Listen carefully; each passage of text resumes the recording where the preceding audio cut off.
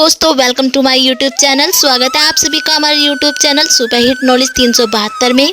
और आज हम आपको नवरात्रि में अखंड दीप जलाने के फायदे बताने वाले हैं। जी हाँ दोस्तों, नवरात्रि में अखंड ज्योत अक्सर सभी घरों में जलाई जाती है, लेकिन क्या आप जानते हैं कि अखंड दीप क्यों जलाते हैं? इसके पीछे का क्या कारण है और इसका महत्व क्या होता है, इससे क्या लाभ मिलता है और इस ज्योत को जलाने के नियम क्या होते हैं?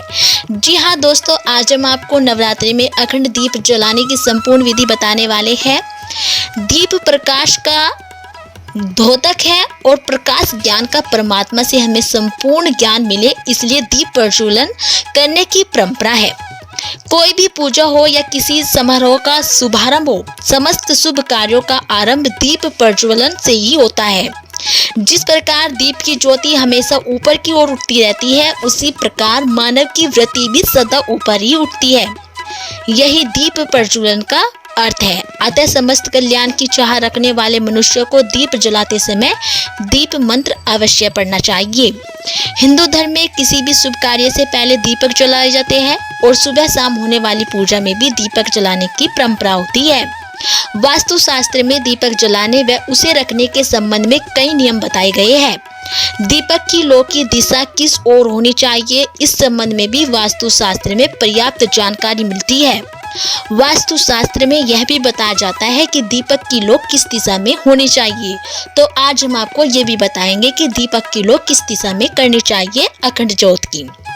नवरात्रि हिंदू धर्म में विशेष महत्व होता है। नवरात्रि का साल में हम 2 बार देवी की आराधना करते हैं और नवरात्रि के दौरान माता रानी को प्रसन्न करने के लिए श्रद्धालु कलश स्थापना, अखंड ज्योति, माता की चौकी आदि तरह के पूजन अर्चना भी करते हैं। नवरात्रि के 9 दिन हम घर पर कलश स्थापना और अखंड ज्योत जलाते हैं। अखंड ज्योति पूरे 9 दिन तक बिना बुझे जलाने का प्रावधान होता है और अखंड ज्योति जलाने के बाद आप उसे अकेला नहीं छोड़ सकते हैं, और अगर ये ज्योति बुझ जाए तो अपशगुन होता है। ये जानते हैं कि नवरात्रि में अखंड ज्योति क्यों जलाई जाती है? नवरात्रि में 9 दिनों तक देवी माँ को प्रसन्न करने और मनवांछित फल पाने के लिए गाय के देसी घी से अखंड ज्योति प्रज्वलित की जाती है। लेकिन अगर गाय का घी नहीं है तो अन्य घी से भी आप माता के सामने अखंड ज्योति जला सकते हैं। नवरात्रि के दौरान 9 दिन तक दीपक को जलाए रखना अखंड ज्योति कहलाता है। मान्यता है कि नवरात्रि में दीपक जलाए रखने से घर परिवार में सुख शांति बनी रहती है और सभी कार्य सिद्ध भी होते हैं। इसलिए नवरात्रि के पहले दिन संकल्प करते हुए अखंड दीपक को जलाना चाहिए और नियमानुसार उसका 9 दिनों तक संरक्षण करना चाहिए। जान लेते हैं कि अखंड ज्योति जलाने की विधि क्या होती है।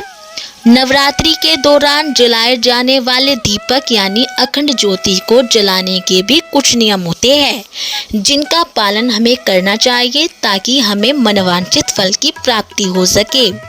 आमतौर पर लोग पीतल के दीपक में अखंड ज्योति प्रज्वलित करते हैं। यदि आपके पास पीतल का दीपक नहीं है तो आप मिट्टी का दीपक भी इस्तेमाल कर सकते हैं, मगर मिट्टी के दीपक में अखंड ज्योति जलाने से पहले दीपक को 1 दिन पहले पानी में भिगो दे और उसे पानी से निकालकर साफ कपड़े से पोंछकर सुखा ले। शास्त्रों के अनुसार नवरात्रि में अखंड ज्योति जलाने से पहले हम मन में संकल्प लेते हैं और माँ देवी से प्रार्थना करते हैं कि हमारी मनोकामना जल्दी पूर्ण हो जाए। अखंड दीपक को कभी भी जमीन पर न रखें। दीपक को चौकी या पटरे में रखकर ही जलाएं। दुर्गा माँ के सामने यदि आप जमीन पर दीपक रख रहे हैं तो अष्टदल बनाकर ही रखें। यह अष्टदल आप गुलाल या रंगे हुए चावलों से बना सकते हैं। अखंड ज्योति की बाती का विशेष महत्व होता है। यह बाती रक्षासूत्र यानी कलावे से बनाई जाती है। 1.25 हाथ का रक्षासूत्र पूजा में प्रयोग किया जाने वाला कच्चा कलावा लेकर उसे बाती की तरह दीपक के बीचों बीच रखें और अखंड ज्योति जलाने के लिए शुद्ध घी का इस्तेमाल करना चाहिए। सरसों के तेल में कोई मिलावट नहीं होनी चाहिए।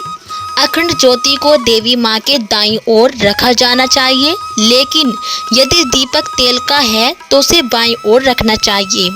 अखंड दीपक की लौ को हवा से बचाने के लिए कांच की चिमनी से ढककर रखना चाहिए।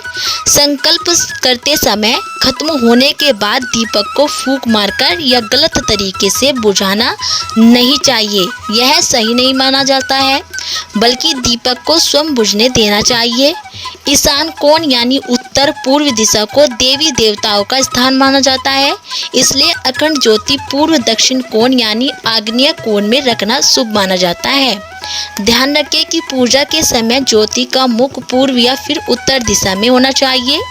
अखंड ज्योत जलाने से पहले हाथ जोड़कर श्री गणेश भगवान जी और देवी दुर्गा और भगवान शिव जी की आराधना करें। दीपक प्रज्वलित करते वक्त मन में मनोकामना सोच ले और फिर मां से प्रार्थना करें कि पूजा की समाप्ति के साथ आपकी मनोकामना भी पूर्ण हो जाए। तो दोस्तों, ये थी अखंड ज्योत जलाने की विधि। अब जान लेते हैं कि अखंड ज्योति जलाने के शुभ नियम क्या होते हैं। नवरात्रि में अखंड ज्योति की लौ पूर्व दिशा की ओर रखने से आयु में वृद्धि होती है और दीपक की लौ पश्चिम दिशा की ओर रखने से दुख बढ़ता है।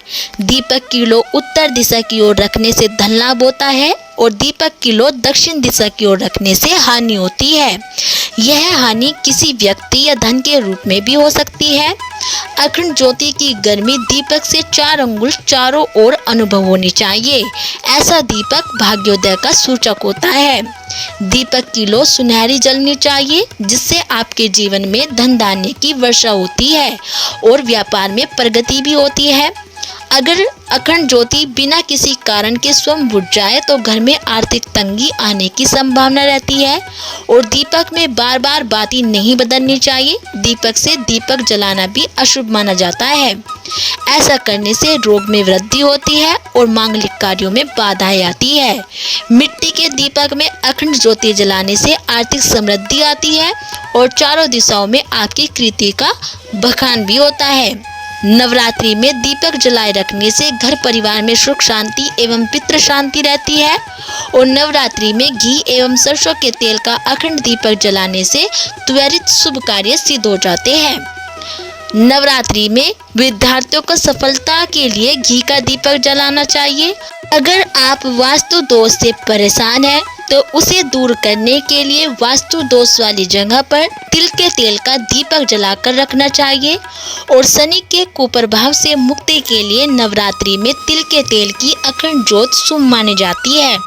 तो दोस्तों, ये थी अखंड ज्योत जलाने की संपूर्ण जानकारी। यदि आपको हमारी वीडियो पसंद आई हो तो प्लीज़ हमारी वीडियो को लाइक करें और चैनल को सब्सक्राइब करना ना भूलें।